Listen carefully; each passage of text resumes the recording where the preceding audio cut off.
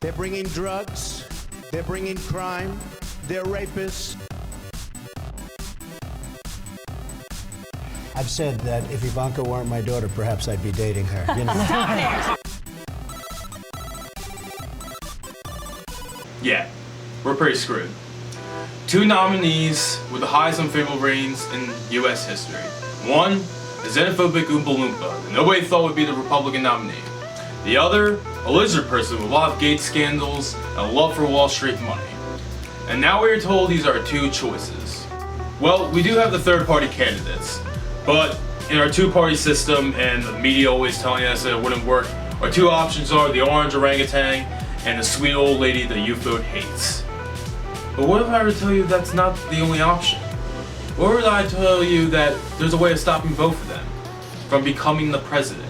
Hi, I'm Mitch Ingram, a liberal and millennial with a skilled mind for politics and history, but sadly, not with women. No, I'm not suggesting assassinating the candidates like some other people. If she gets to pick her judges, nothing you can do, folks. Although the Second Amendment people, maybe there is, I don't know. No, I'm suggesting pulling a move out of the history books. A move that will put this crazy election in the history books. Flashback to 1824. The country was in an election with 4 candidates against each other, from the same party. None of them could get the majority in the Electoral College. So what happens if no one can win? The vote for president goes to Congress under the 12th Amendment. In the election in 1824, no one won a majority. The House of Representatives voted by each of their states for the president.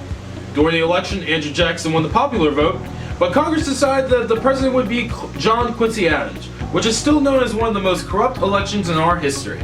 But that just decided the president who ran on the ticket. So how do you actually stop them? Basically, if the House doesn't decide on a vote, then it goes to the big guys up in the Senate. This is where everything gets crazy.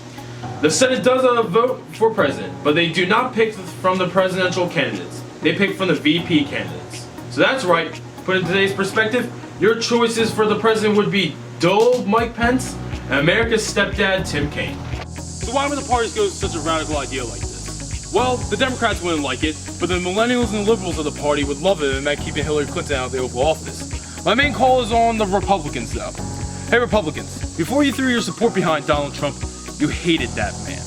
Now, I'm calling on the evangelicals, the Tea Partiers, the never-Trumpers to realize something.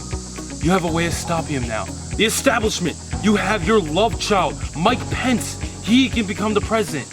And if you're worried about losing in November, you need to realize something. You are gonna lose your party if you lose in November. So now you need to realize something. Throw your support behind Gary Johnson. Yes, Gary Johnson, the Libertarian candidate. Now you Republicans may be wondering, no, he has no chance of winning. But don't forget that loophole you guys love so much, the Citizens United ruling. Yes, get that super PAC money, get those TV ads, get those people out there in those red states out in the Midwest, and you may have a chance of winning those 3 vote states.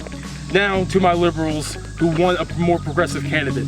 Yes, I agree, Jill Stein would be great, but she just doesn't have a chance to win any of the states that we need to get this done. Look, I know this is crazy. Clearly, look at me, I am crazy. But this idea actually has a chance of winning. This election and this primary season will go down in history as the craziest ever. Now, do you want to have a shot of making it even crazier? Or do you just want to sit back and watch as one of these 2 become our president? I don't know about you guys, but I would love to make history. Thank you for watching. I hope you really think about this idea.